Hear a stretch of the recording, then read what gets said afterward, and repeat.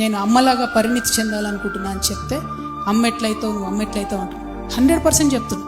ఇయాలటి ప్రభుత్వాలకు motherly touch లేదు కాబట్టే, అమ్మతనం లేదు కాబట్టే పరిపాలన సరిగ్గా జరుగుతలేదు.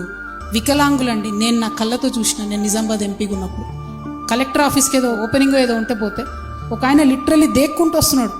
ఆయనకి ఇయ్యలేదు. కలెక్టర్కి అన్నీ చెప్పిన, కనబడతలేదనే ఈయనకు అవసరమని తెలియదా మీకు వికలాంగుల కంటే? కండ్ల ముందు కనబడ్డా కూడా సర్టిఫికెట్ ఉంటేనే ఇస్తాడు. ఏడిపోయి తెచ్చుకోవాలి ఆయన సర్టిఫికెట్? ఏడికెళ్ళి తెచ్చుకోవాలి? నీ కండ్ల ముందు కనబడితే నువ్వు ఆయనను పిలిపించుకొని కూర్చేసి సర్టిఫికెట్ ఇవ్వచ్చుగా. ఎక్కడన్నా వికలాంగులకు మనం ఇంత పెద్ద సెక్రటేరియట్ కట్టినాం, ఒక్క ర్యాంప్ లేదండి, ఒక్క స్పెషల్ బాత్రూమ్ లేదండి వికలాంగులకు. ఇవాళ గవర్నమెంట్ ఏం చెప్తుంది, ఆర్టీసీలో నేను ఫ్రీ బస్ ఇస్తున్నా అని చెప్తుంది. వికలాంగులకు ఇవ్వడానికి మీకు మనసు వస్తలేదా? వికలాంగులకు ఇయ్యరాదా ఫ్రీ బస్? అంటే ఒక మదర్లీ టచ్తో పరిపాలన జరిగినప్పుడు most vulnerable sections will be addressed first. అందుకే సామాజిక న్యాయ తెలంగాణ రావాలే, ఉంటుందని నేను చెప్పి కోరుతా ఉన్నాను.